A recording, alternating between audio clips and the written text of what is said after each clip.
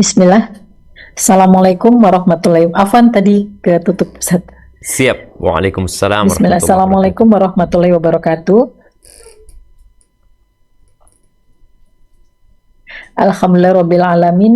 Wassalatu wassalamu ala asrofil anbiya'i wal mursalin wa ala alihi wa sahbihi ajma'in amma ba'du.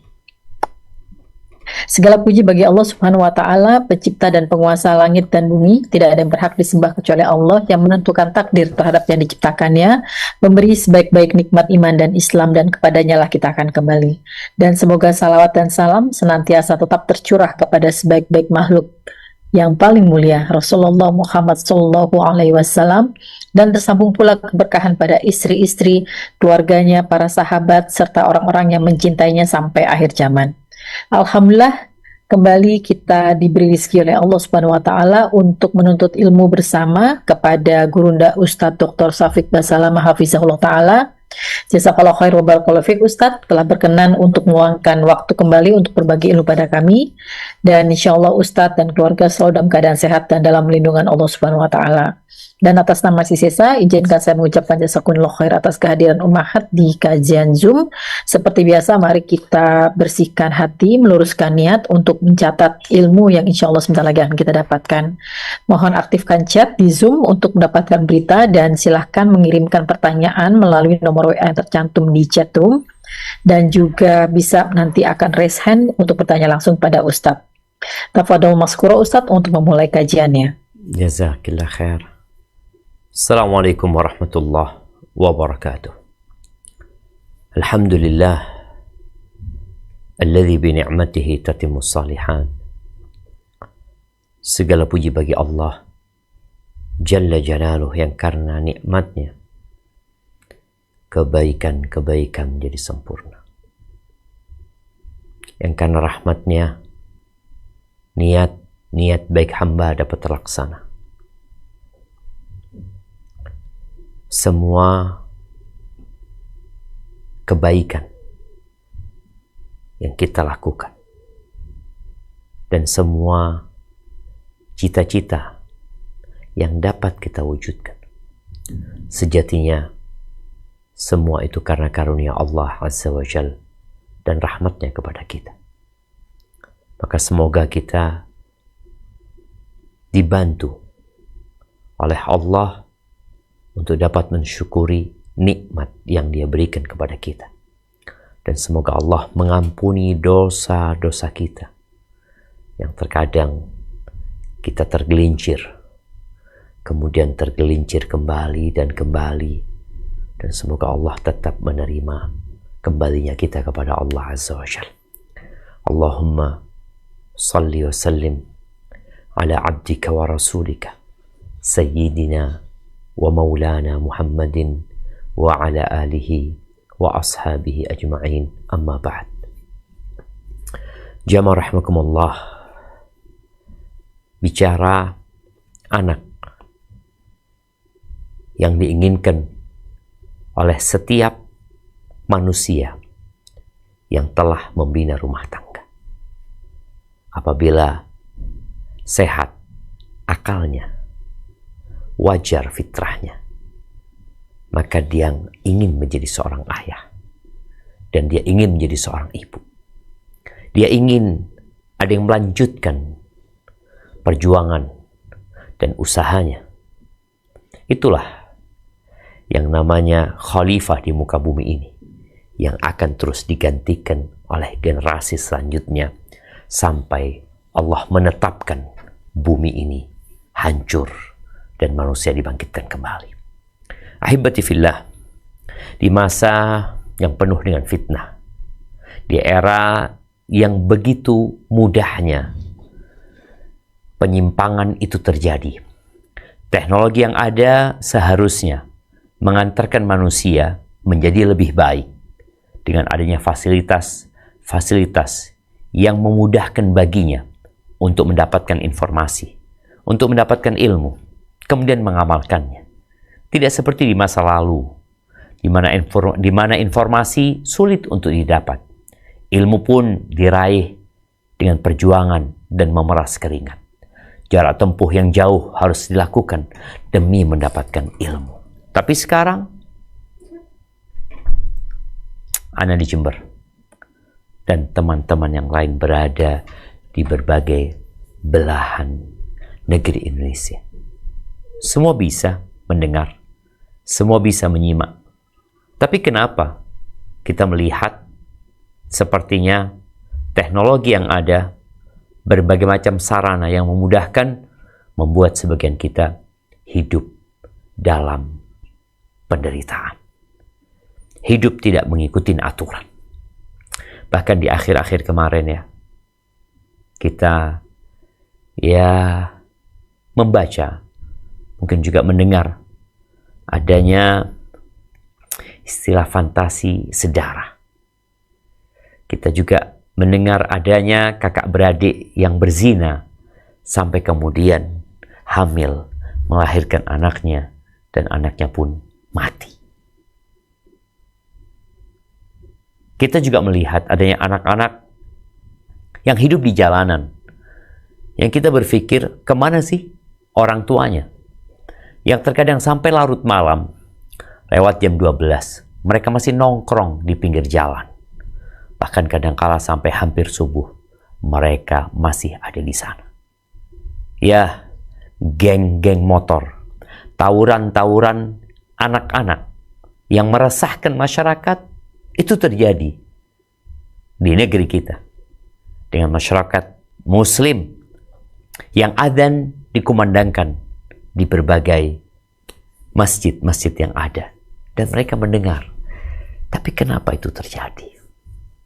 Maka hari ini insya Allah kita akan mengkaji bagaimana sih Nabi kita Muhammad alaihi salatu wassalam yang diutus sebagai rahmatan lil alamin memberikan pengajaran kepada para sahabatnya dan tentunya kepada umatnya dalam mendidik anak-anak kita. Ingat, anak itu lahir membawa rizkinya.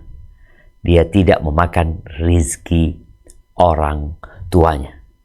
Kekhawatiran dengan kemiskinan, kesulitan ekonomi hanya muncul dari orang-orang yang imannya lemah, yang tidak tahu dengan hakikat kehidupan ini.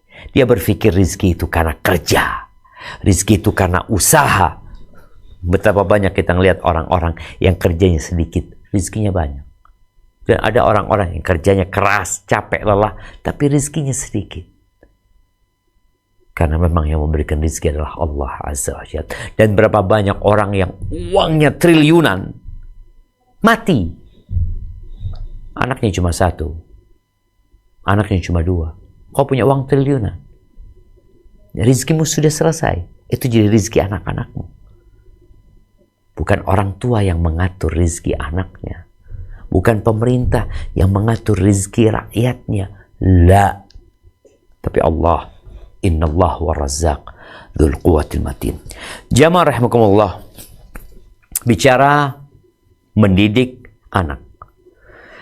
Ada pasangan hidup kita yang merupakan musuh buat kita, yang tidak mendukung kita dalam mendidik anak-anak kita.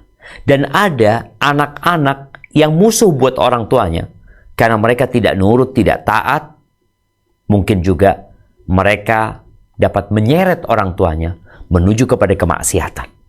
Allah Azza wa Jalla berfirman di surat Taghabun ayat 14 sampai 16. Kita baca ayat ini. Nah,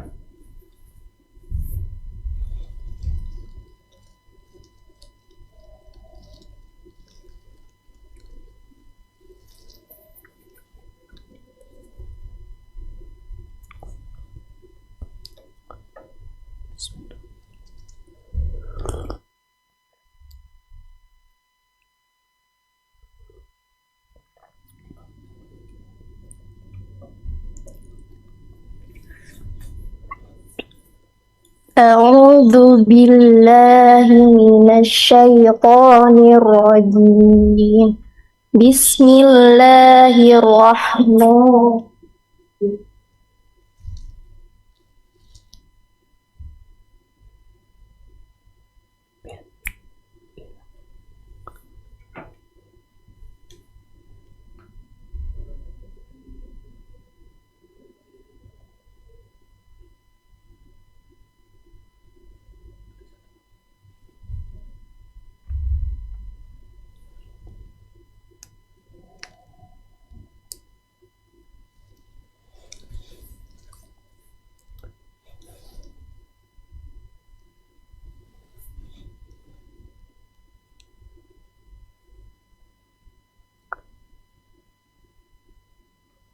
أعوذ بالله من الشيطان الرجيم بسم الله الرحمن الرحيم يا أيها الذين آمنوا إن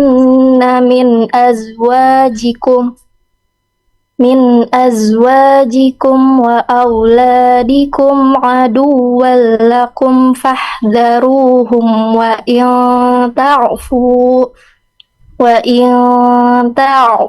وتصفحوا وتغفروا فإن الله غفور رحيم.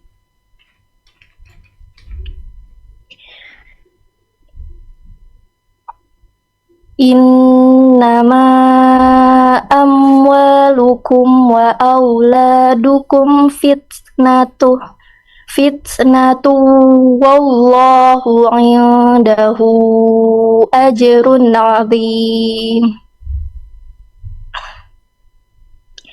فاتقوا الله ما استطعتم واسمعوا وأطيعوا وأنفقوا خيرا لأنفسكم ومن يوق شح نفسه فأولئك هم المفلحون.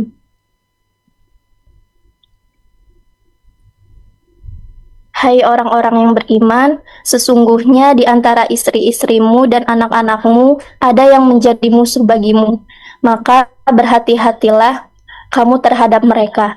Dan jika kamu memaafkan dan tidak memarahi serta mengampuni mereka, maka sesungguhnya Allah Maha Pengampun lagi Maha Penyayang. Sesungguhnya hartamu dan anak-anakmu hanyalah cobaan bagimu. Di sisi Allah lah pahala yang besar. Maka bertakwalah kamu kepada Allah menurut kesanggupanmu, dan dengarlah serta taatlah, dan nafkahkanlah nafkah yang baik untuk dirimu. Dan barang siapa yang dipelihara dari kekikiran dirinya, maka mereka itulah orang-orang yang beruntung. Barakallahu fikum. Kita lihat bagaimana Allah Azza wa Jalla memanggil orang-orang yang beriman agar mereka berhati-hati dengan pasangan-pasangan mereka dan anak-anak mereka. Karena boleh jadi musuh sebagian mereka. Hati-hati.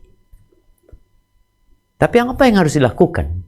Menyikapi keluarga yang terkadang tidak sejalan. Ya, kita maafkan mereka. Kita ampuni mereka.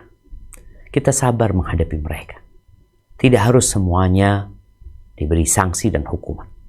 Allah itu Maha Pengampun dan Maha Pengasih. Lalu Allah kasih tahu kita ini orang tua yang terkadang lupa mendidik anaknya karena sibuk mencari harta. Ada yang suaminya cari harta, istrinya cari harta, anak-anaknya dititipin kepada pembantu, dititipin kepada ART. Dia ditaruh di tempat penitipan. Kenapa? Karena bapak ibunya sibuk cari harta. Buat siapa tuh harta? Buat anak-anak. Ya, itu kata sebagian mereka. Apakah anak-anak hanya membutuhkan harta? Ingat, mereka sudah punya rizki. Setiap orang harus memahami kewajiban dia. Kalau tidak, akan terjadi overlapping. Suami ngerjain tugasnya istri, istri ngerjain tugasnya suami, ribut nih suami istri, anak jadi korbannya. Yang menjadi kewajiban salah satu dari mereka, akhirnya dikorbankan. Maka Allah katakan, innama amwalukum wa auladukum fitnah. Harta kalian dan anak-anak kalian itu ujian buat kalian. Wallahu indahu ajrun azim. Di sisi Allah ada pahala yang besar. Mungkin sebagian ibu-ibu mengatakan, enggak, aku juga mau kerja. Iya, engkau harus bekerja. Kalau wanita tidak bekerja di negeri ini, maka negeri ini akan lumpuh. Maka katalah, apa pekerjaan yang seharusnya engkau kerjakan? Allah katakan, Fattaqullaha mastata'tum, bertakwalah kepada Allah sesuai dengan kemampuan kalian. Ya, kita punya kemampuan berbeda-beda. Ada ayah yang bisa duduk sama anaknya di waktu yang cukup panjang. Tapi ada ayah yang harus merantau, dia pulang sebulan sekali. Ada ayah yang harus pulang setengah tahun sekali. Ada yang baru bisa pulang setahun sekali. Bertakwalah kepada Allah sesuai dengan kemampuanmu. Maka setiap rumah tangga hendaklah mempelajari dan mengkaji tentang rumah tangga mereka tanpa membandingkan dengan rumah tangga orang lain.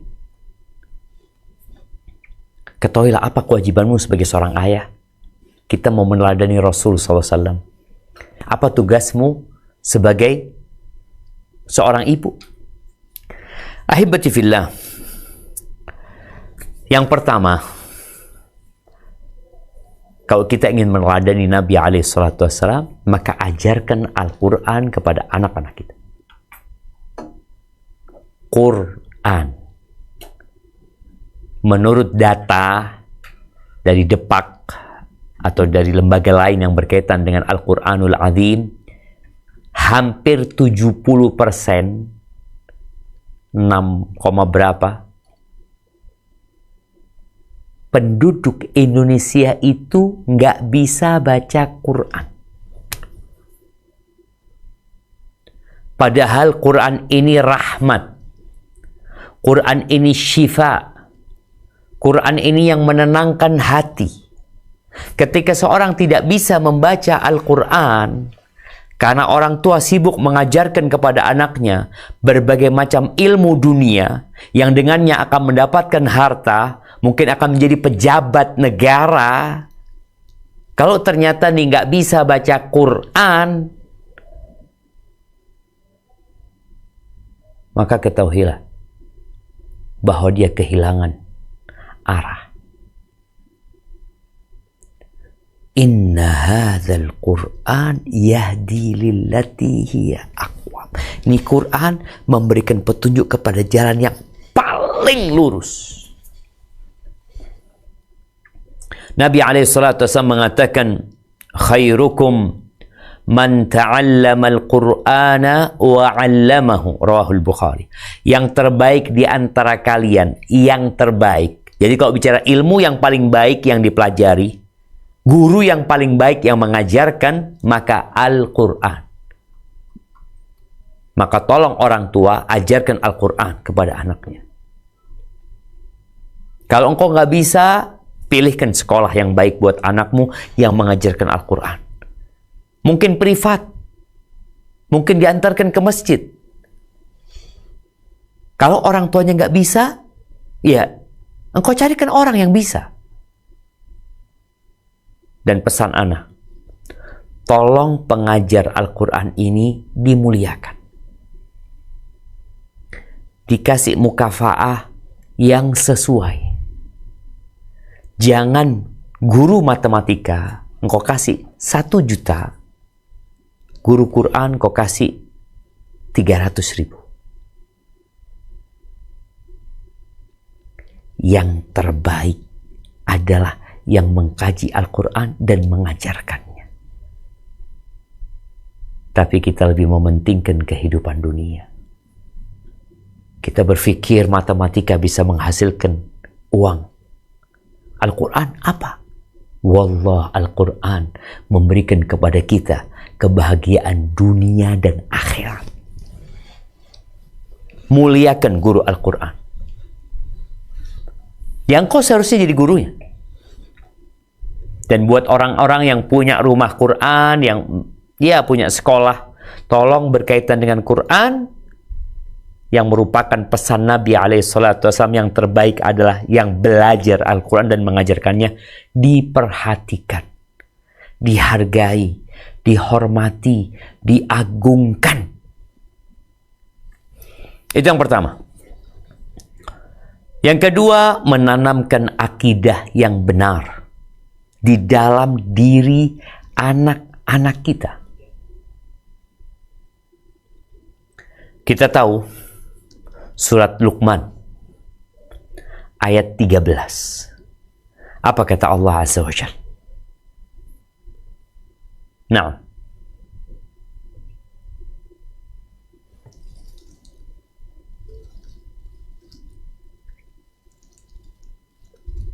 أعوذ بالله من الشيطان الرجيم وإذ قال لقمان وإذ قال لقمان لقمان لابنه وإذ قال لقمان لابنه وهو يعظه يا بني لا تشرك بالله إن الشرك لظلم عظيم. Artinya, dan ingatlah ketika Luqman berkata kepada anaknya pada waktu ia memberi pelajaran kepadanya, "Hai anakku, janganlah kamu mempersekutukan Allah, sesungguhnya mempersekutukan Allah adalah benar-benar kezaliman yang besar." Barakallahu fiik. Rasul sallallahu alaihi wasallam membacakan ayat ini kepada para sahabatnya. Dan akhlak beliau adalah Al-Quran. Jadi semua yang ada dalam Al-Quran, Nabi telah mengamalkannya. Pendidikan anak, ajarkan Al-Quran, tanamkan akidah yang benar. Apalagi di masa anak-anak kita menonton perkara-perkara yang penuh dengan kesyirikan, dengan khurafat, maka kita perlu membentengi anak kita dengan akidah yang benar. Ajarkan kepada anak kita la ilaha illallah. Bagaimana Nabi SAW ketika membonceng Ibnu Abbas yang masih bocah, beliau mengatakan kepadanya, "Ya ghulam, inni u'allimuka kalimat." Wahai bocah, aku akan mengajarkan kepadamu beberapa kalimat. Ihfadillah yahfadka. Ihfadillah tajidhu tujahak. Jagalah Allah, Allah akan menjagamu. Jagalah Allah, engkau akan mendapati Allah di hadapanmu. Idza sa'alta fas'alillah wa idza sta'anta fasta'in billah. Kalau engkau meminta, mintalah kepada Allah. Kalau engkau membutuhkan pertolongan, mintalah pertolongan kepada Allah, bukan kepada batu, bukan kepada roh-roh yang ada, bukan kepada orang-orang yang telah meninggal dunia, bukan kepada nenek moyang, tapi kepada Allah. Ajarin tuh anak bagaimana ketika dia mau sesuatu, nak minta sama Allah. Terus langsung engkau katakan, "Ya Allah, aku ingin motor," umpamanya. Minta sama Allah. Allah berjanji akan mengabulkan doa-doa hamba. Dan bicara akidah ini, yang kalau seorang muslim nggak selamat akidahnya, menyimpang tauhidnya, walaupun dia hafal Al-Quran, walaupun dia haji 70 kali, nggak ada gunanya kalau ternyata tauhidnya terlukai dengan kesyirikan. Nabiullah Ya'qub alaihissalam dan Nabi Ibrahim alaihissalam, apa yang mereka wasiatkan kepada anak cucu mereka?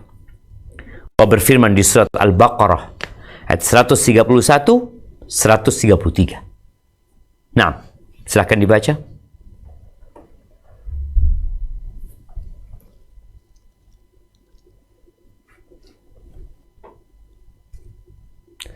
Ini agak tinggi, Bil. Nggak kelihatan. A'udzu billahi minasy syaithanir rajim. Terus. Idza qala lahu rabbuhu aslim qala aslamtu li rabbil alamin. Artinya ketika Tuhannya berfirman kepadanya, "Tunduk patuhlah." Ibrahim menjawab, "Aku tunduk patuh kepada Tuhan semesta alam." Wa wassa biha Ibrahim banihi wa Yaqub. Ya bani inna Allah astafa lakumuddina fala tamutunna illa wa antum muslimun. Artinya, dan Ibrahim telah mewasiatkan ucapan itu kepada anak-anaknya. Demikian pula Yakub. Ibrahim berkata, "Hai anak-anakku, sesungguhnya Allah telah memilih agama ini bagimu, maka janganlah kamu mati kecuali dalam memeluk agama Islam."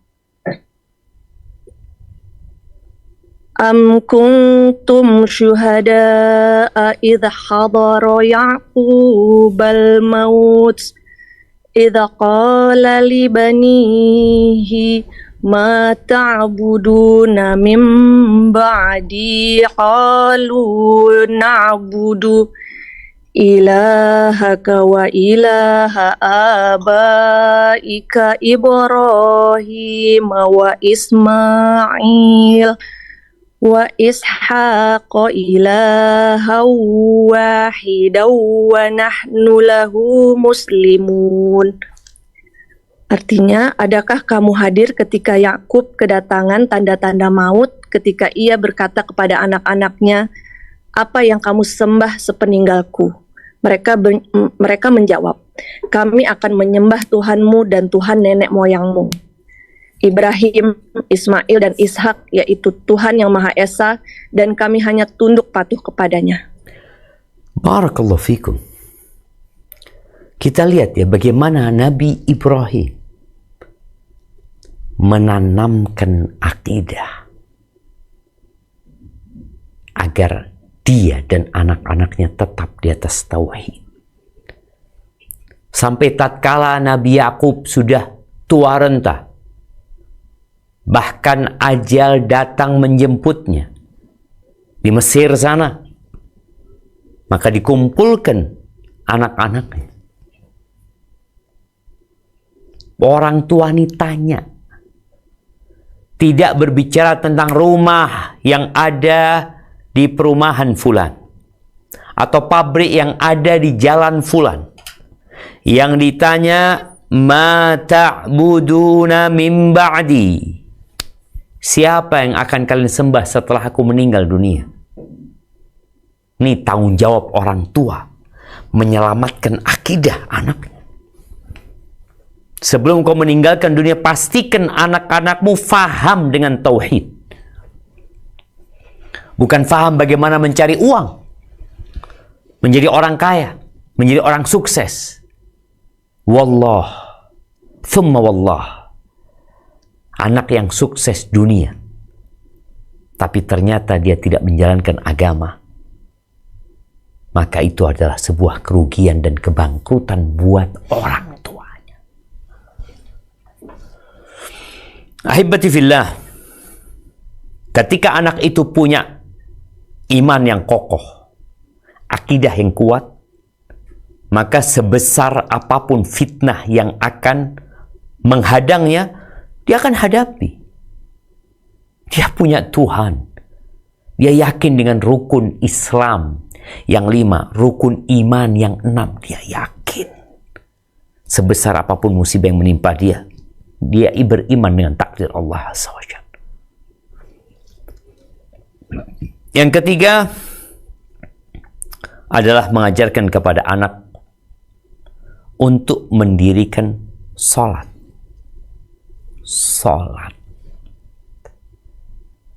Nabi SAW bersabda di hadis yang diriwayatkan Abu Dawud, "Muru auladakum bis salah li 7 wadribuhum 'alaiha li 10." Suruh anak kalian salat sejak umur 7 tahun. Sejak umur 7 tahun suruh salat. Kalau masih kecil, udah besar, maka disuruh. Kecil itu sebelum 7 tahun. 7 tahun anak kita dipaksa sekolah SD. Jauh sekolahnya, kita antarkan. Anaknya ngantuk, kita bangunin, kita rayu bagaimana dia sekolah.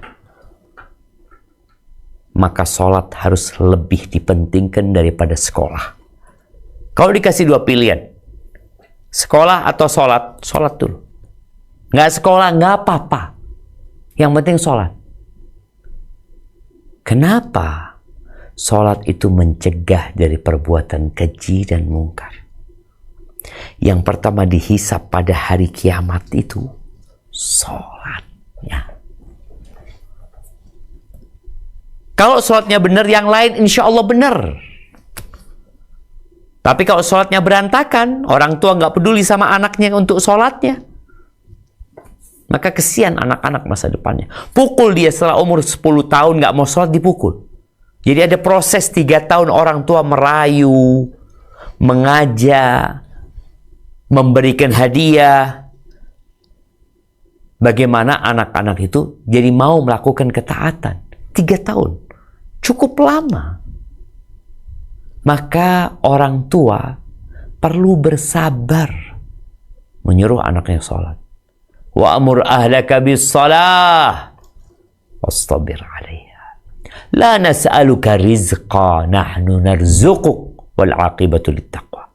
Kata Allah Azza wa Jalla, suruh keluargamu sholat. Anak-anakmu suruh sholat.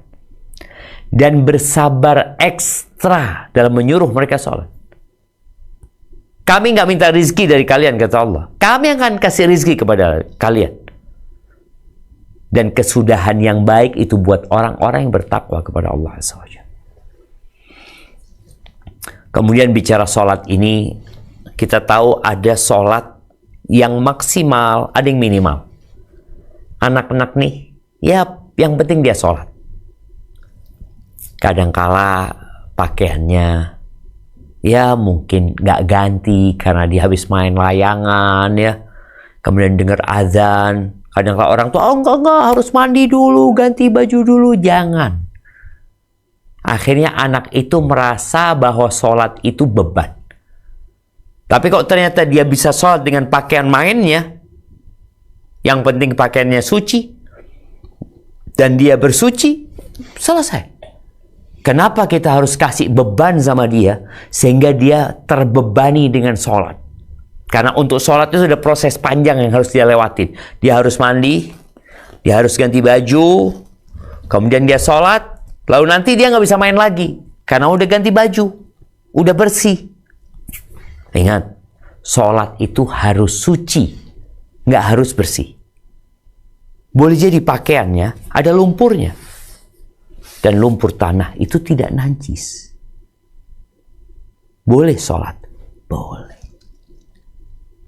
Maka orang tua hendaklah berusaha untuk mengajarkan sholat kepada anak-anaknya sejak dini. Kalau anak itu anak laki, silakan orang tuanya membawa ke masjid. Dan kalau dibawa di masjid, atau dibawa ke masjid, tolong diperhatikan. Jangan sampai mengganggu yang lain. Kemudian Nabi SAW mendidik anak-anak dengan kasih sayang. Dengan kelembutan dan kasih sayang. Itu hukum asalnya. Tegas, oh tadi 3 tahun nggak sholat, pukul. Tapi proses menuju ke sana perlu adanya kasih sayang dan kelembutan. Nabi SAW mengatakan, "Ma kana rifqu fi syai'in illa zanah. Wa ma nuzi'a min syai'in illa sya'nah." Tidaklah kelembutan itu berada di tempat atau di sesuatu melainkan akan menghiasinya, memperindah,nya.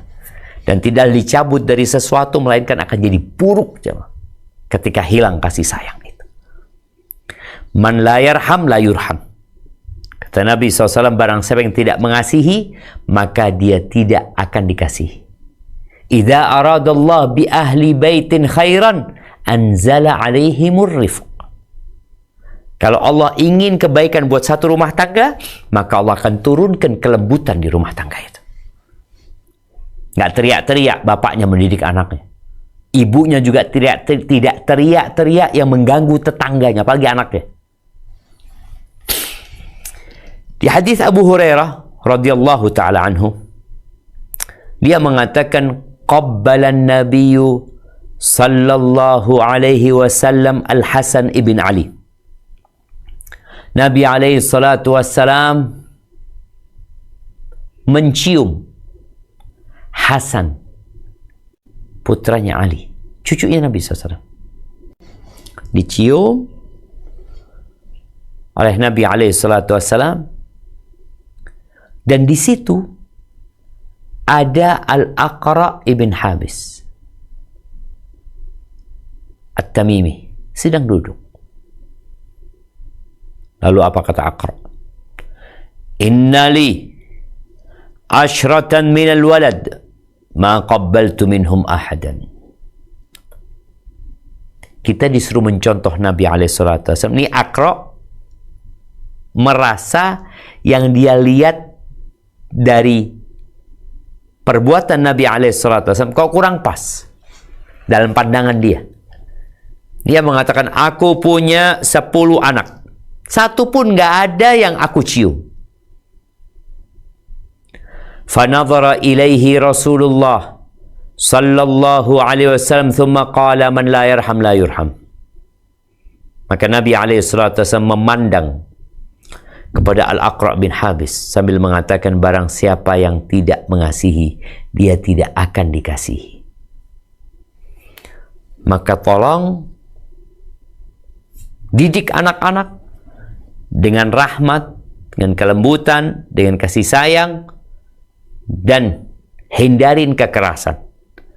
Ganti dengan dialog, ganti dengan ngobrol sama anaknya. Tapi ada kondisi yang anak-anak perlu dipukul umpamanya, boleh. Wa qasal yazdajiru. Kadangkala orang itu keras demi anak-anaknya itu berhenti melakukan pelanggaran dan kesalahan. Wa man yaku haziman falyaksu ahyanan ala man la yarhamu. Ala man yarhamu. Barang siapa yang menjadi orang yang tegas, yang berakal sehat, hendaklah sekali-kali dia itu bersikap keras kepada yang dia kasih. Ahibati fillah, jangan sampai orang tua memanja anaknya sehingga kelewatan. Karena terlalu sayang sama anaknya, lembut sama anaknya nggak sholat dibiarin. Dengan ungkapan masih kecil, masih kecil. Makanya dulu kita tahu yang main game itu anak kecil. Anak kecil, anak SD main game. Anak-anak SMA, udah nggak main. Apalagi kuliah, enggak. Sekarang 30 tahun main game. 40 tahun main game. Ada apa? Kemudian menanamkan akhlak yang mulia. Menanamkan nilai-nilai Islam yang mulia. Adab dan etika yang baik. Di surat Luqman kita lihat bagaimana Luqman mendidik anaknya setelah ditanamkan tauhid. Lalu Luqman berkata kepada anaknya di surat Luqman ayat 17, 18, coba dibaca. Ayat 17, 18, 19. Naam.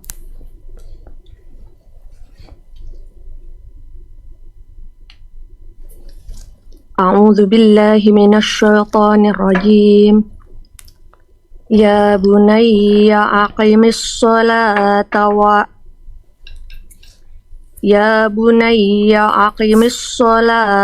wa'mur bil ma'ruf wanha 'anil munkar wasbir 'ala ma asabaka inna dzalika min azmil umur. Hai anakku, dirikanlah sholat dan suruhlah manusia mengerjakan yang baik dan cegahlah mereka dari perbuatan yang mungkar. Dan bersabarlah terhadap apa yang menimpa kamu. Sesungguhnya yang demikian itu termasuk hal-hal yang diwajibkan oleh Allah. ولا تصعر خدك للناس ولا تمش في الأرض مرحا إن الله لا يحب كل مختال فخور. Dan janganlah kamu memalingkan mukamu dari manusia karena sombong, dan janganlah kamu berjalan di muka bumi dengan angkuh. Sesungguhnya Allah tidak menyukai orang-orang yang sombong lagi membanggakan diri. Waqsid fi mashyika waghdud min sautik inna ankaral aswati la sautul hamir. Dan sederhanalah kamu dalam berjalan, dan lunakkanlah suaramu. Sesungguhnya seburuk-buruk suara ialah suara keledai. Jamaah rahimakumullah, kita lihat ya, setelah pendidikan diajarkan Al-Quran, ditanamkan tauhid dan akidah yang benar, kemudian dididik dengan kasih sayang untuk mendirikan sholat. Setelah itu, ya, anak kita dididik untuk berakhlak mulia. Yang pertama, amar ma'ruf nahi mungkar. Di sekolah-sekolah terjadi pembulian terhadap satu anak, yang lainnya diam. Bahkan yang lainnya kadangkala ikut-ikutan. Dan yang diam sama aja. Karena dia membiarkan kemungkaran. Ini bertentangan dengan pendidikan yang diajarkan Nabi alaihi salatu wassalam. Engkau dirikan sholat, engkau amar ma'ruf nahi mungkar, dan sabar. Sabar, orang yang amar ma'ruf nahi mungkar itu gak disukai sama kawan-kawannya di sekolah. Kenapa? Nanti dia laporan sama gurunya, dia memberitahu gurunya, ada kawannya dibully, akhirnya dia diam saja. Nggak kayak gitu. Nabi alaihissalatu mengajarkan, wasbir ala ma asabak, sabar akan apa yang menimpamu. Ketika seorang sudah baik dan hendak memperbaiki orang lain, dia akan dibenci sama orang lain. Tapi itu kewajiban. Kemudian diajarin anak supaya nggak sombong. Sederhanalah jalan. Jadi kadang-kadang anak orang kaya ini ingin menampakkan aku punya ini. Diajarin tuh anaknya. Enggak. Engkau nggak boleh sombong. Yang ada pada dirimu tuh milik Allah. Kalau Allah mau ambil, habis. Engkau dikasih paras yang tampan, paras yang cantik, ya, dikasih kulit yang bagus, jangan meremehkan orang lain. Allah nggak suka sama orang-orang yang congkak, angkuh, membangga-banggakan dirinya. Dan kalau ngomong yang baik, yang beradab. Jadi kalau bicara menanamkan akhlak, Nabi alaihissalam ketika bicara sholat, beliau juga udah bicara bagaimana berinteraksi dengan keluarga, dengan kawan, ya. Seperti di hadis Abu Dawud, ya, bagaimana Nabi alaihissalam menyuruh agar anak tuh disuruh sholat sejak umur 7 tahun, dipukul ketika umur 10 tahun belum sholat. Wa farriqu bainahum fil mabaji. Nih, tolong pisahkan antara anak-anak di ranjang mereka, di tempat tidur mereka. Pisahkan. Jangan sampai mereka tidur di bawah satu selimut. Dipisahkan tempat tidurnya. Ini dalam rangka juga membiasakan mereka untuk berakhlak mulia. Karena kalau tidurnya sudah terpisah, dia sudah tahu bahwasanya, oh ini tempatnya kakakku, ini kasurnya kakakku, ini kasurnya aku. Selain juga dapat menjaga kehormatan dirinya. Bicara akhlak, tolong orang tua tanamkan akhlak di diri anak-anaknya, tidak hanya dengan bicara. Akhlak mulia itu keberanian, diajarin anaknya berani. Diajarin anaknya jujur. Jangan orang tua nyuruh anaknya jujur tapi dia bohong. Bagaimana sebagian orang tua nyuruh anaknya ketika ada tamu bilang bapak nggak ada, bapak ada. Kalau engkau capek terus bilang bapak sedang istirahat. Sehingga anak tahu bapaknya capek. Tapi kalau suruh ngomong nggak ada, berarti orang tua sudah mengajarkan kebohongan. Dan ingat, anak-anak itu mungkin salah mendengar, tapi dia nggak salah melihat. Tolong orang tuanya kalau ngomong sama bapak, ngomong sama ibunya, ibu ngomong sama suaminya, ya, itu dengan bahasa yang indah, yang penuh penghargaan, memuliakan, tidak teriak-teriak, tidak marah-marah. Karena di antara akhlak buruk itu adalah emosi dan marah. Kalau orang tuanya mendidik dengan akhlak yang mulia, mendidik agar anaknya berakhlak dengan akhlak yang mulia, menjadi panutan sebelum dia menjadi guru yang menjelaskan dengan lisannya, tapi dia mempraktekkan dengan raganya, oh anak-anak akan melihat. Dan dia akan tahu, bapakku Masya Allah, bapakku mulia. Dari mana kau tahu? Oh, bapakku memuliakan ibuku.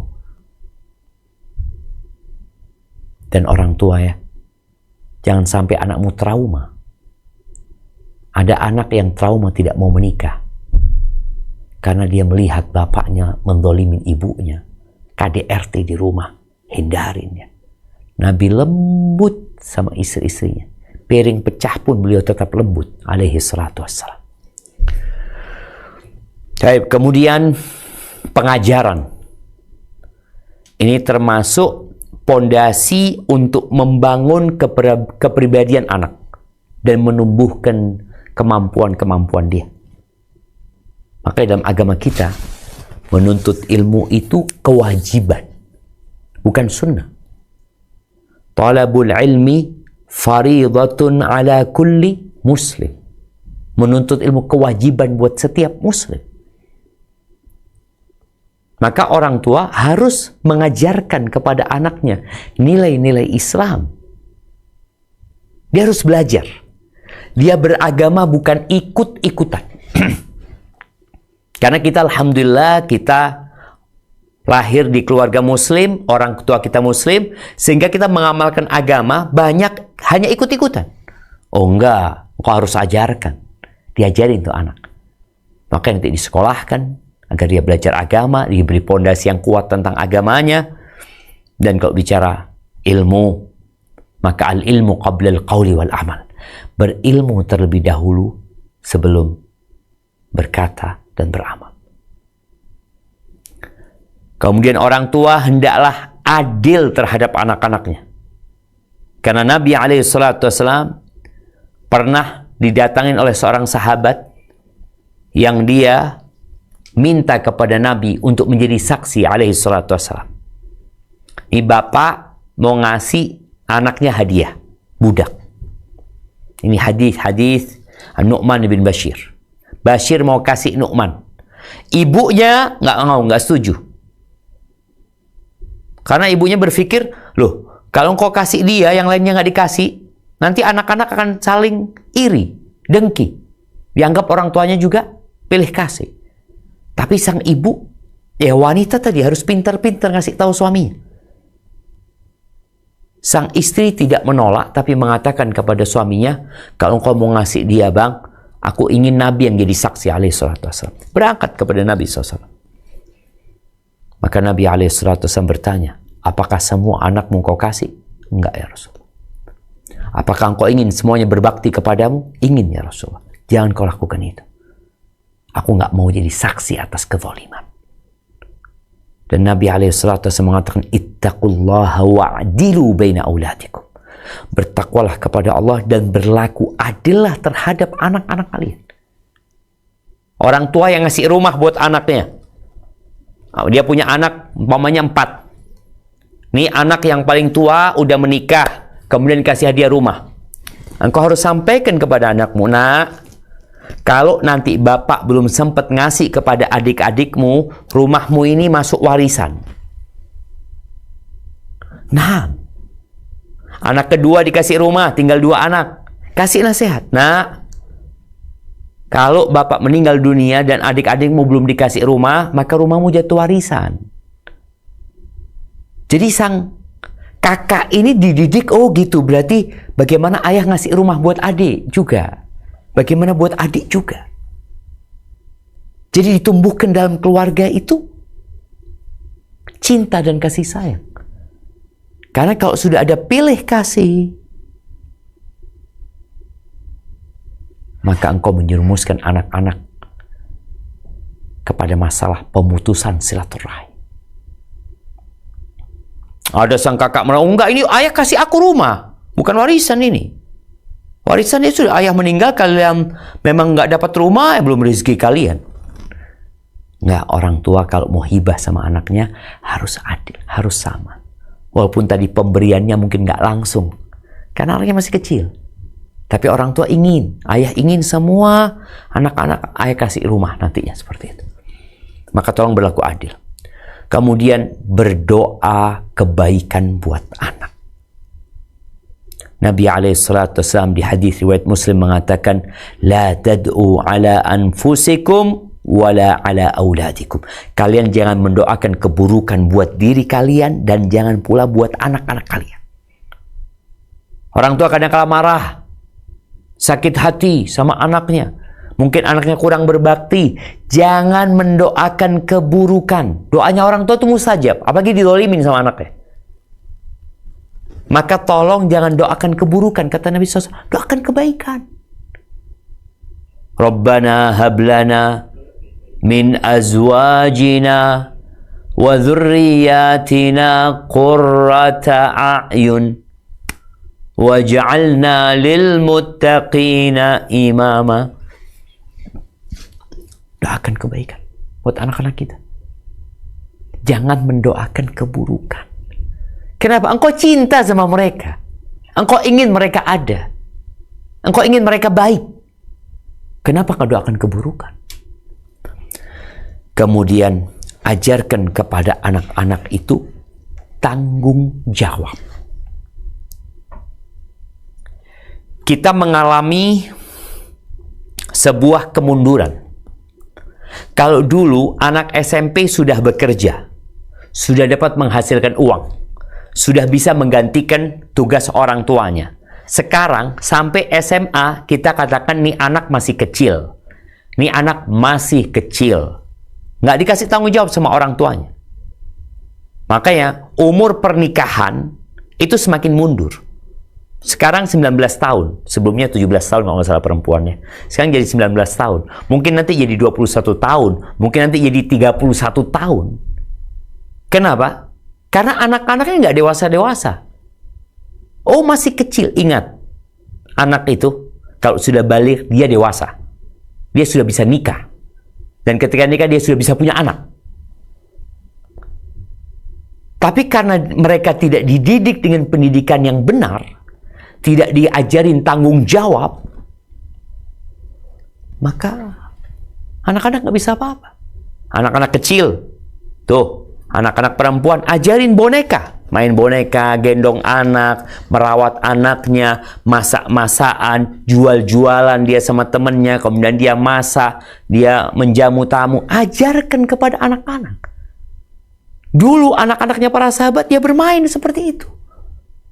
Aisyah bermain. Sekarang dikasih HP suruh main sendiri. Dikasih remote suruh tonton sendiri. Tolong, khususnya ibu nih, untuk dampingi anaknya bermain. Agar anaknya tumbuh besar, menjadi seorang istri yang soleha, menjadi seorang ibu yang teladan. Oh, kalau urusan dia, mungkin dia bisa bekerja ini tuh, oh itu bonus. Tapi yang terpenting, dia menjadi istri yang soleh dan ibu. Dulu anak-anak gendong ya, anaknya sakit diobatin sama mereka. Sekarang anak ngelihat udah jarang. Maka tetap ajarkan itu, diajarin tanggung jawab. Anas bin Malik ya, Anas bin Malik itu masih bocah, belum umur 10 tahun. Pernah suatu hari, mungkin pada waktu ini sudah di atas 10 tahun atau sebelum 10 tahun. Anas ini disuruh sama Nabi SAW untuk sebuah hajat. Anas masih kecil. Di tengah jalan, dia ngelihat anak-anak seumuran dia lagi main. Karena ngelihat mereka lagi main, kepingin main, akhirnya dia ikut main. Ketika dia ikut main, Nabi SAW ngelewatin tuh anak-anak. Beliau ucapkan salam kepada mereka, lalu kupingnya Anas dipegang. Anas, alam ab'athka fi haja? Luka, apakah engkau lupa aku ngutusmu untuk melakukan sesuatu? Faqala Anas, nasi itu aku lupa ya Rasulullah. Berangkat Anas. Al-an fadhhab, udah sekarang kau berangkat. Diajarin tanggung jawab. Dia menyampaikan sebuah misi. Masih kecil. Anas telat pulang ke rumahnya. Ditanya sama ibunya, Fima kunta? Engkau kemana gitu loh. Kok nggak seperti biasanya gitu. Kuntu fi hajati Rasulullah SAW. Aku tadi sedang menjalankan tugas dari Nabi SAW. Ada satu keperluan. Ibunya tanya, ma hajatuhu? Apa urusan Nabi SAW? Apa kata Anas? Innaha sir. Itu rahasia bunda. Nih ngomong sama emaknya. Itu rahasia bunda. Apa kata ibunya? Ihfad sirra Rasulullah SAW wala tukhbir bihi ahadan. Engkau jaga rahasia Nabi SAW. Jangan pernah engkau ceritakan kepada siapapun. Jamaah rahimakumullah, Anas cerita ini disebutkan umurnya udah 90 tahun. Dia cerita kepada muridnya Thabit Al-Bunani setelah 80 tahun kejadian itu. Apa kata Anas kepada muridnya? Dia mengatakan, wallahi lau haddathu bihi ahadan. Demi Allah, kalau aku menceritakan rahasia itu kepada seseorang, pasti engkau yang aku kasih tahu. Dan aku tidak pernah menceritakan itu kepada siapapun. Ibuku pun bertanya, aku nggak kasih tahu.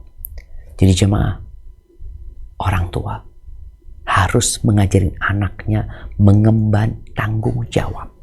Kasih kerjaan, kasih tugas. Anak sih kasih tugas, dia masih kecil. Jangan selalu dikatakan, oh masih kecil main. Akhirnya ada istilah, oh ini masa kecil kurang berbahagia. Enggak. Ada orang-orang memang yang bermasalah dalam pendidikan dia. Anak-anak bermain-main, iya. Tapi tolong tetap diajarin tanggung jawab.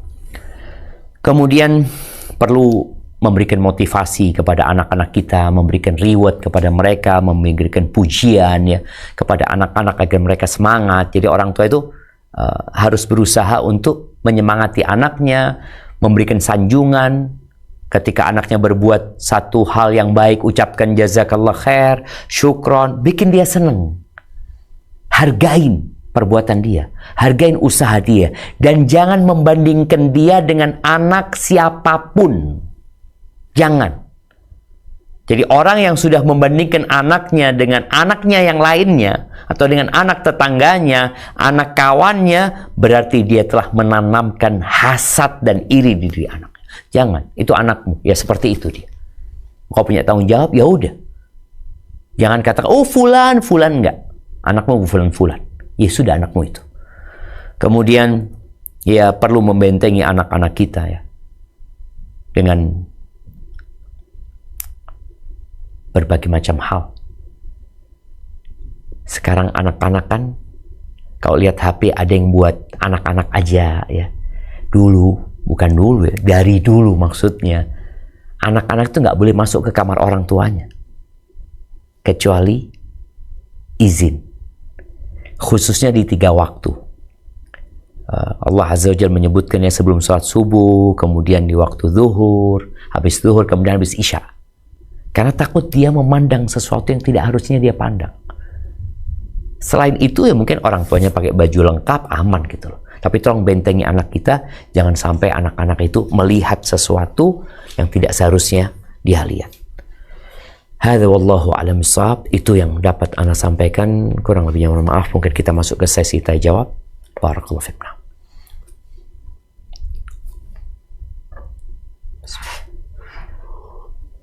Alhamdulillah, jazakallahu khair wa barakallahu fiik Ustadz, dan kita akan mulai untuk pertanyaan pertama.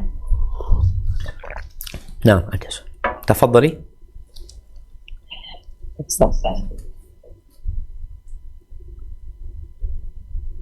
Assalamualaikum warahmatullahi wabarakatuh, Ustadz. Waalaikumsalam warahmatullahi wabarakatuh.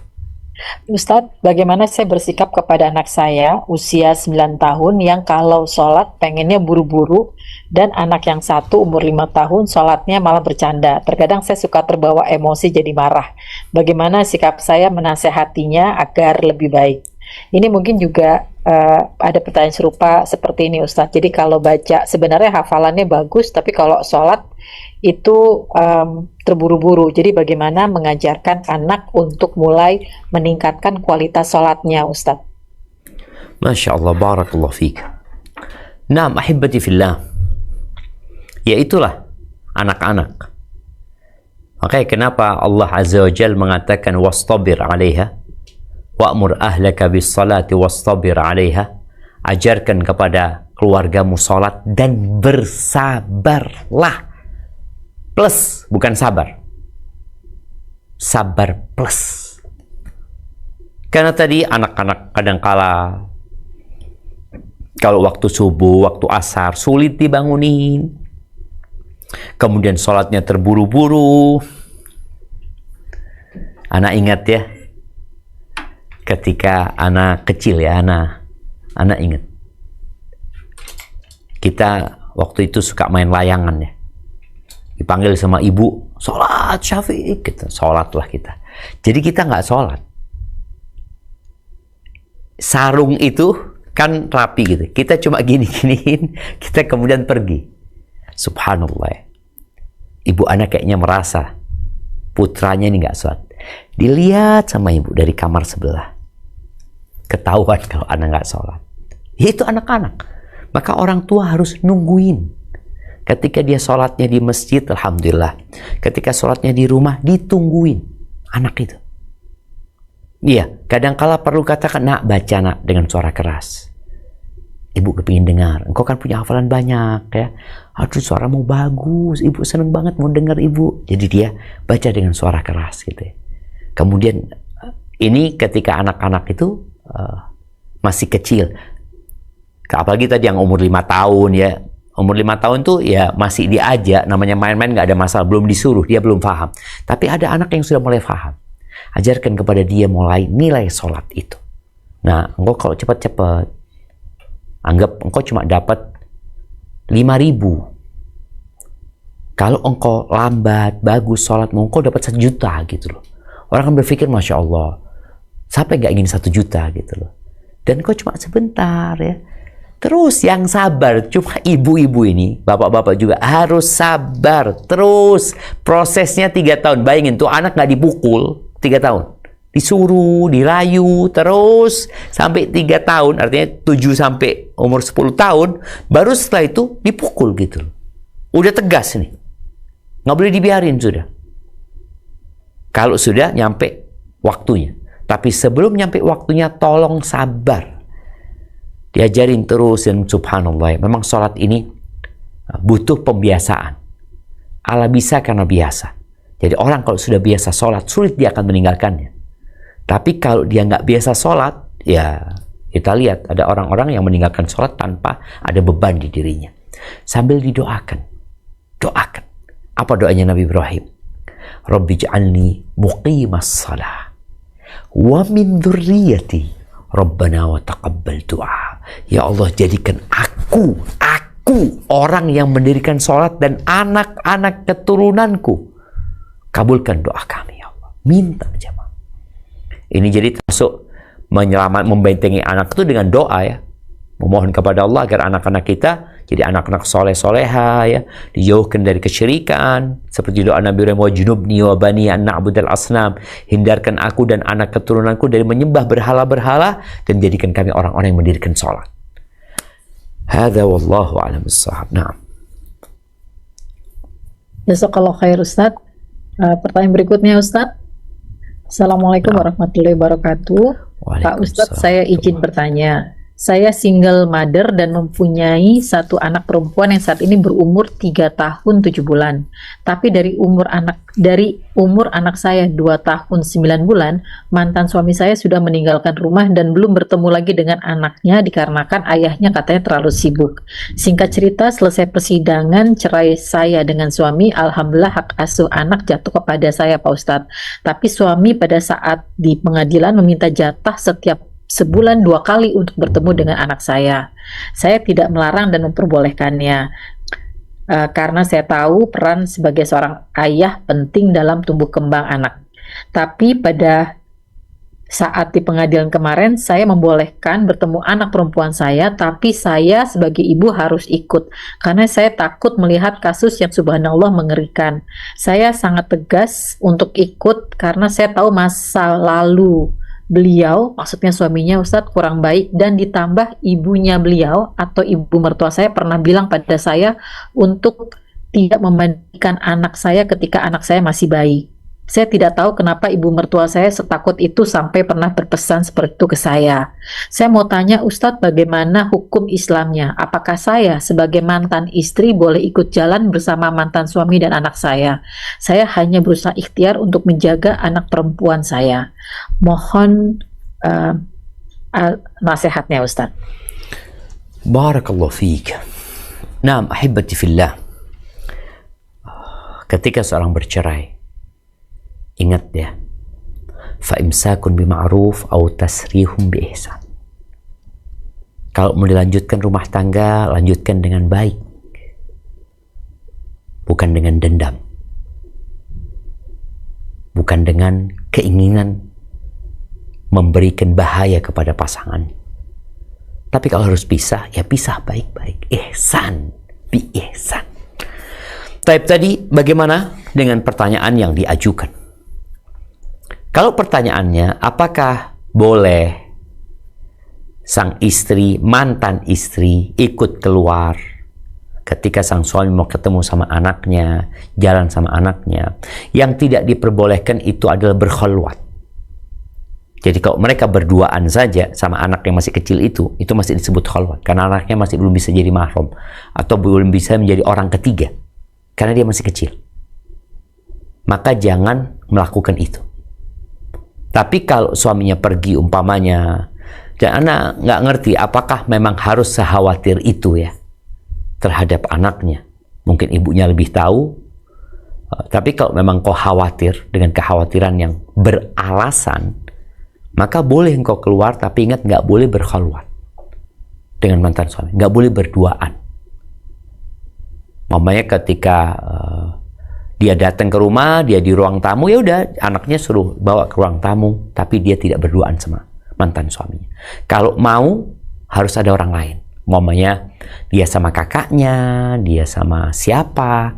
Kalau mamanya ada ibu mertua nggak masalah, karena jadinya bertiga. Itu yang perlu diperhatikan, karena syaitan tidak akan pernah berhenti menggoda manusia. Hadza wallahu a'lam bissawab. Nah. Barakallahu fikum Ustaz. Berikutnya kita akan terima untuk ummahat yang bertanya langsung. Tafadholi Ukti Anna Zega untuk bertanya sebisa mungkin sesuai topik dan satu pertanyaan. Bismillah. Assalamualaikum warahmatullahi wabarakatuh. Ustadz, jazakumullahu khairan itu ilmunya. Warahmatullahi wabarakatuh. Izin bertanya Ustadz atau nasihatnya mengenai kesolehan anak-anak ini. Sering ya Ustadz kita dengar bahwa ada hubungannya juga dengan makanan atau hasil yang kita berikan kepada anak-anak kita ya Ustadz. Nah, pertanyaannya, jika di zaman orang tua ini jahil dulu ya, karena kejahilannya pernah mengasih kepada anak hasil yang subahat atau yang haram, Ustadz. Sementara sekarang sudah tobatan nasuha dan sudah hijrah. Cara untuk merontokkan hasil-hasil itu di dalam tubuh anak-anak atau dia sendiri seperti apa ya, Ustadz? Barakallahu fikum. Naam ahibati fillah. Ayyuma lahmin nabata min sukhtin fannaru awla bihi. Daging mana saja yang tumbuh dari yang haram itu, maka neraka lebih pantas sebagai tempat. Tapi anak-anak itu nggak tahu kalau ternyata hasil orang tuanya ketika bekerja haram, maka buat mereka nggak masalah. Tinggal bagaimana orang tuanya bersih dari yang haram tadi. Kalau ada hak orang lain yang masih disimpan, dia pernah mengambil hak orang lain, maka tolong dibayarkan, dikembalikan. Nggak akan pernah jadi halal kalau kita pernah ambil barangnya orang, barangnya kantor, ya kita harus balikin. Itu sebagai kesempurnaan tobat kita. Dan orang yang sudah bertobat, jangan pernah khawatir, tobat itu menghapuskan dosa-dosa yang lalu, semuanya dihapuskan. Terus kalau tadi, kok ana masih dapat musibah ini, kok ana sulit ini, sulit itu, apakah karena dosa-dosa masa lalu, Ustaz? Ingat, ketika engkau bertobat dan meninggalkan dosa masa lalu, bukan berarti engkau berhenti berbuat dosa. Kita itu makhluk pendosa. Karena ada sebagian orang yang seakan-akan dia sudah suci. Ketika dia hijrah, udah nggak punya dosa dia.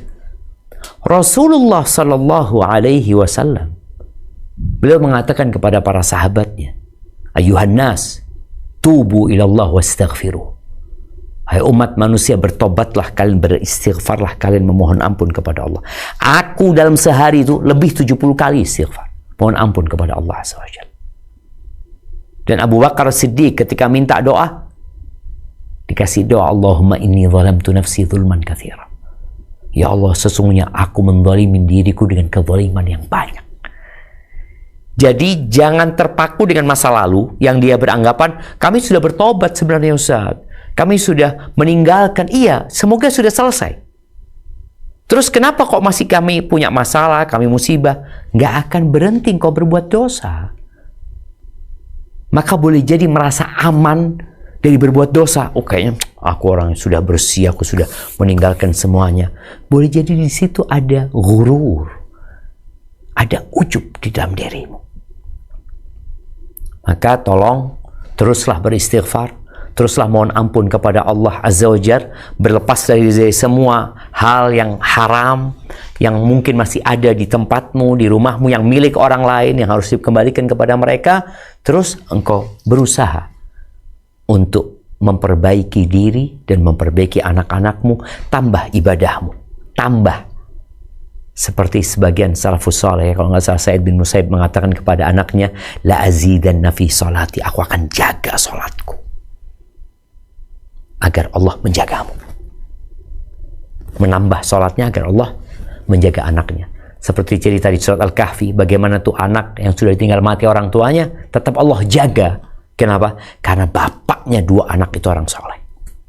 Maka berusaha untuk memperbaiki hubungannya sama Allah. Terus ya, jangan pernah merasa, dulu aku, sekarang pun kita tetap punya banyak dosa. Dan akui dosa-dosa itu. Hadza wallahu a'lam bissawab. Nah. Jazakallahu khair Ustaz. Berikutnya kita baca dulu yang masuk Ustaz. Alhamdulillah, Masya Allah banyak sekali juga yang masuk. Assalamualaikum Ustaz, bagaimana cara terbaik untuk melarang anak agar tidak berpacaran dan berharap mereka punya prinsip mau untuk ta'aruf? Anak saya satu laki dan satu perempuan, dua-duanya sudah SMA. Saya telat mengenal sunnah, jadi anak-anak sudah terlanjur masuk sekolah umum dan bukan pesantren. Apakah sudah telat untuk mengarahkan hal ini Ustaz? Barakallahu fikum. Tidak ada kata telat ya. Sebagian sahabat itu baru masuk Islam umur 60 tahun, bahkan lebih. Ada yang umur 40 tahun, ada yang umur 30 tahun, ya. Ada yang umur 28 tahun, macam-macam mereka masuk Islamnya para sahabat ini. Jadi nggak ada kata telat. Tinggal bagaimana seperti yang tadi kita bicarakan. Mengajarkan anak yang pertama berkaitan dengan Al-Quran. Sebelum bicara pacaran ya, bagaimana anak-anak ini jadi cinta sama Al-Quran. Ajarkan supaya dia baca Quran dan baca artinya. Yang kedua, tanamkan akidah yang kuat di diri anak-anak itu. Bagaimana diajarin sholat dan dia menjaga sholatnya. Kemudian tadi nilai-nilai Islam yang lain berkaitan dengan akhlak yang mulia. Ajarin mereka tanggung jawab. Jangan sampai itu anak umur SMP, SMA masih belum bisa apa-apa. Semua disiapin sama orang tuanya. Sampai ada yang lulus SMA suruh masak nasi, nggak bisa. Nggak bisa. Kenapa?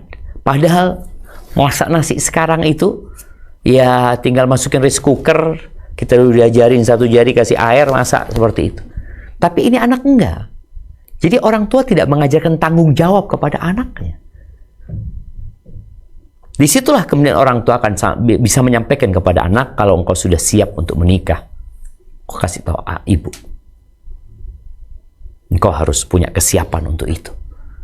Kemudian bicara masalah pacaran, berhubungan, ya kita sampaikan bahwasanya biasa laki-laki punya kecondongan kepada wanita, wanita punya kecondongan kepada laki-laki, tapi ada batasan-batasan yang harus dijaga.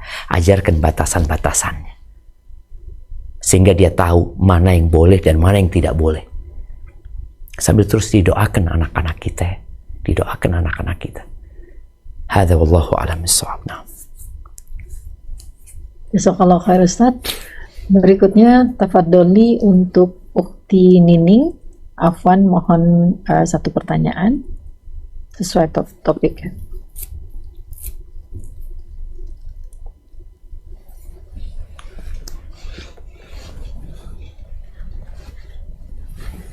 Ukti Nining. Nah, baik. Lanjut dulu Ustaz sambil menunggu kesiapan dari yang akan bertanya. Assalamualaikum warahmatullahi wabarakatuh. Barakallahu fiik Ustadz. Afwan, anak ana 2 laki-laki. Apakah boleh Ustadz kalau tidak menambah anak lagi karena takut tidak bisa fokus mendidik anak-anak yang sudah ada dengan benar? Barakallahu fiikum. Ahibati fillah. Yang pertama, ketahuilah bahwa Rasul sallallahu alaihi wasallam menyuruh para sahabatnya untuk banyak anaknya.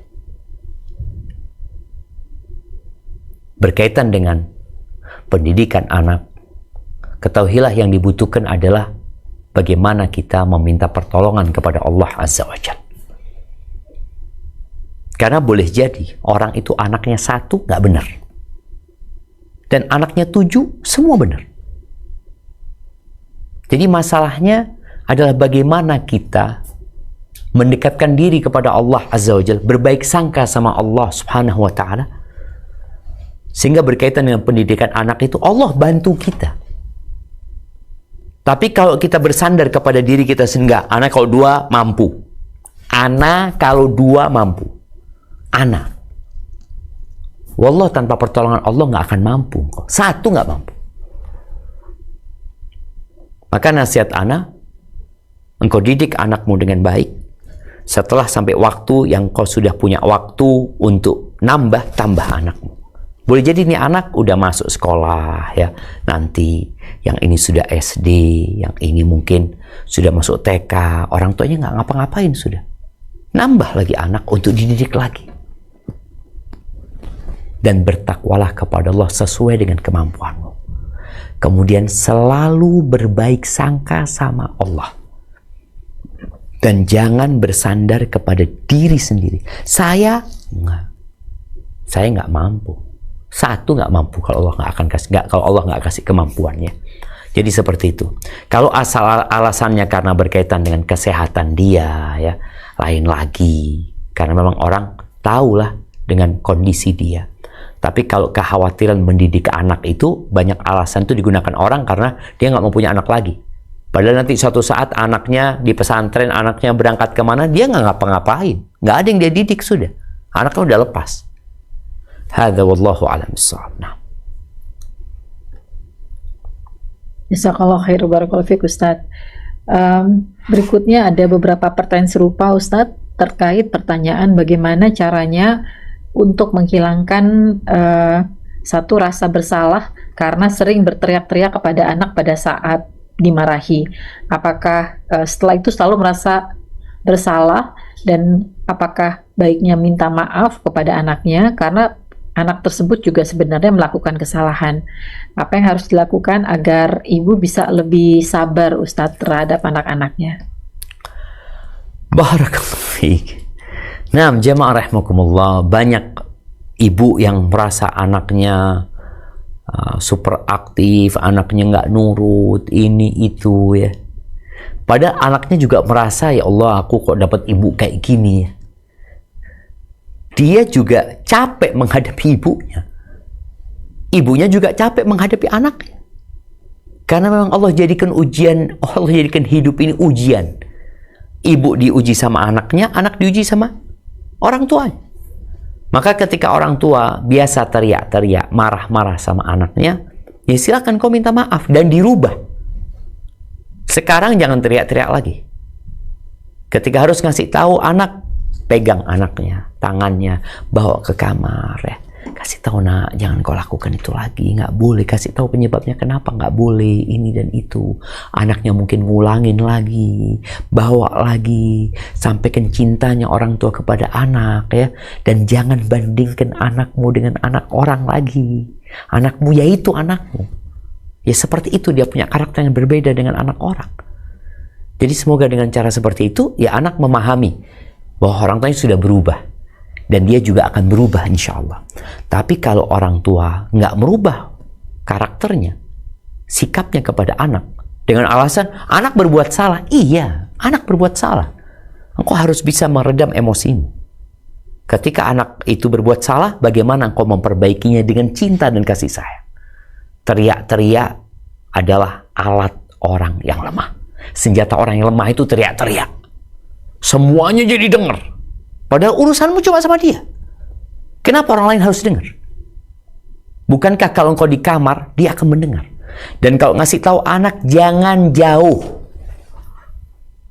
Kadang-kala orang tua di sini anaknya 2 meter di depan. Kau itu nak, jangan jauh-jauh. Kenapa? Anakmu dudukkan di sampingmu. Engkau bisa ngomong yang hanya dia yang mendengar ucapan. Tanpa ada orang lain. Karena keperluan kita sama dia. Bukan sama orang lain. Barakallahu fiik. Baik, mungkin kita ke pertanyaan, 2 pertanyaan lagi mungkin, tafadhol. Nah, Ustaz. Tafadholi untuk Ukhti Nining kembali. Apakah sudah bisa bertanya? Baik. Tafadholi Ukhti Dina, 1 pertanyaan.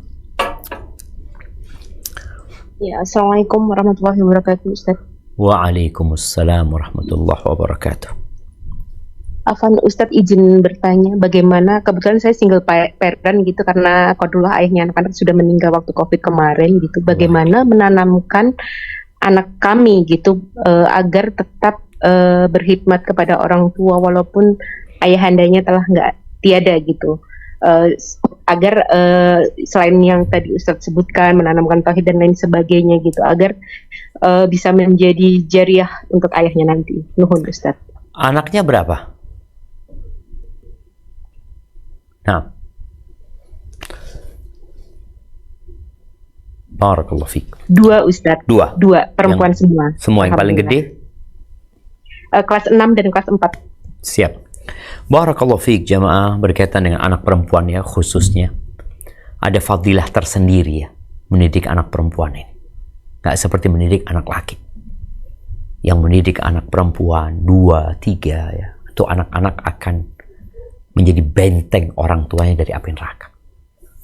Nah, kalau bicara bagaimana supaya anak-anak tetap berkhidmat kepada orang tua yang sudah pergi, yang sudah meninggal dunia, maka orang tua ibu khususnya harus sering menceritakan kebaikan orang tua. Dan bagaimana juga para ibu ini membuat anak-anaknya menghormati suaminya, yaitu bapaknya mereka, dengan tidak meremehkan peran bapaknya. Oh, bapakmu itu apa sih? Kerjanya capek-capek tapi nggak dapat fulus. Jangan. Maka ceritakan kepada anaknya yang bapaknya sudah meninggal dunia bahwasanya bapakmu itu dialah yang berjuang untuk kalian, ya. Bagaimana kalian bisa lahir, ya. Kemudian bapak itu juga sayang sama kalian. Jadi perlu menumbuhkan di diri anak itu bahwa bapaknya yang sudah pergi itu sayang sama mereka. Dan bapaknya telah mengajarkan banyak kebaikan buat mereka. Dan sekali-kali anaknya diajak ziarah kubur, ya. Kemudian juga diajak anak untuk senantiasa mendoakan bapaknya. Dan sang ibu berusaha untuk menjalankan wasiat-wasiat bapaknya, kebaikan-kebaikan yang diajarkan bapaknya dulu, diajarkan dilanjutkan supaya jadi jariah buat sang bapak, ya. Seperti itu. Hadza wallahu a'lam bissawab. Nah. Barakallahu fikum Ustaz. Pertanyaan berikutnya, salam, ini terkait dengan ini Ustaz. Bagaimana reward yang adil terhadap anak-anak? Jadi pertanyaannya, Assalamualaikum Ustaz, bagaimana reward dalam bentuk benda bagi anak yang targetnya tercapai, saudaranya anak kedua tidak dapat karena targetnya belum tercapai? Apakah ini adil? Seringnya si anak kedua selalu tak capai target, Ustadz. Ini ada beberapa pertanyaan serupa, bagaimana sebenarnya prinsip adil dalam memberikan hadiah terhadap anak-anak, Ustadz. Barakallahu fiik. Naam, ahibati fillah. Jadi kalau bicara hadiah atau hibah yang diberikan karena dasar orang tua ngasih, maka itu yang harus adil. Tapi kalau dasar prestasi apa yang dia lakukan, ya nggak ada masalah. Berbeda. Karena diberinya bukan karena anak, tapi diberinya karena prestasi yang dia capai. Jadi dia tahu kakaknya ini dapat bukan karena sebagai kakaknya, bukan karena sebagai anak bapaknya, tapi dia dapat karena dia hafal Qur'annya sampai target. Jadi sang adik itu tahu, bosnya ini bukan nggak adil ayahnya, enggak. Karena dia tahu aku nggak mencapai target tersebut. Tapi kalau orang tua ngasih hadiah kepada anaknya karena anak, itu yang harus adil. Karena itu hibah tanpa ada prestasi apa-apa gitu. Ya dikasih semuanya. Sama. Tapi kalau berdasarkan tadi target, prestasi yang dicapai, untuk memotivasi yang lain, insya Allah nggak ada masalah, ya. Karena memang diberinya bukan dikarenakan dia sebagai anak, tapi karena target yang dia capai. Namun bagaimanapun orang tua harus memahami, ada anak tadi yang targetnya memang nggak bisa disamakan. Hadiahnya boleh jadi sama. Nah, kalau engkau 3 juz, karena ditahu anak ini punya hafalan yang kuat. Engkau nak cukup 1 juz. Tapi hadiahnya sama. Targetnya berbeda karena perbedaan kondisi mereka. Hadiahnya sama apabila mencapai target yang sudah dibedakan sesuai dengan kemampuan mereka. Soalnya kalau enggak, ya tadi ada anak yang memang anak itu hafalannya enggak seperti kakaknya gitu loh. Kalau kita kasih target yang sama, boleh jadi enggak akan pernah nyampe. Kalau dikatakan ini 3 juz, engkau 3 juz, enggak. Nah, engkau enggak 3 juz, engkau setengah juz. Ini baca 1 juz, engkau baca cukup 2 halaman, 3 halaman. Tapi dikasih hadiah yang sama. Karena memang sesuai dengan kemampuan mereka. Itu mungkin jemaah. Barakallahu fiik, ya. Itu yang dapat Anda sampaikan pada kesempatan kali ini. Semoga para orang tua, ya, bisa lebih baik lagi sama anak-anaknya. Tolong jangan sibuk bekerja mencari dunia untuk anak-anak, tapi yang mau dikasih ditelantarkan sama mereka karena kesibukan mereka mencari harta. Kita akan ditanya. Bapak akan ditanya, ibu akan ditanya. Kullukum ra'in wa kullukum mas'ulun an ra'iyatih. Setiap kalian adalah pemimpin dan setiap kalian akan dimintain pertanggungjawaban atas apa yang dia pimpin. Ar-rajulu ra'in fi baitihi. Laki-laki pemimpin di rumahnya. Dan dia akan diminta pertanggungjawaban tentang orang yang ada di rumah situ. Wal mar'atu ra'iyatun fi baiti zawjiha. Dan wanita itu pemimpin di rumah suaminya. Dan dia akan dimintain pertanggungjawaban atas apa yang dia pimpin. Maka tolong bapak dan ibu ini berbagi tugas dan semua memahami apa kewajiban dan tanggung jawabnya masing-masing. Dan pada hakikatnya kita semua akan meninggalkan dunia ini dan akan mendapatkan balasan atas apa yang kita lakukan dan perbuat. Sampai berjumpa kembali. Semoga senantiasa dalam lindungan ilahi. Ana kembalikan ke host. Ana mohon undur diri. Wassalamualaikum warahmatullahi wabarakatuh. Waalaikumsalam warahmatullahi wabarakatuh. Alhamdulillah binikmatihi tatimus sholihat. Jazakallahu khair wa barakallahu fiik Ustaz untuk waktu dan ilmu yang telah diberikan pada kami. Insyaallah kami berusaha untuk mengamalkan ilmu dari kajian hari ini dan istiqomah. Amin ya rabbal alamin. Dan akhwati Zoom, demikian kajian sisa kali ini. Afwan, Masya Allah, banyak sekali pertanyaan yang masuk, jadi tidak semua pertanyaan bisa dibacakan. Jazakumullah atas partisipasinya. Jangan lupa untuk bergabung dengan grup kajian Sisesa di Telegram untuk mendapatkan info kajian. Sampai bertemu di kajian tematik dan rutin Sisesa berikutnya. Kita tutup dengan doa penutup majelis. Subhanakallahumma wa bihamdika asyhadu an la ilaha illa anta astaghfiruka wa atubu ilaik. Wassalamualaikum warahmatullahi wabarakatuh.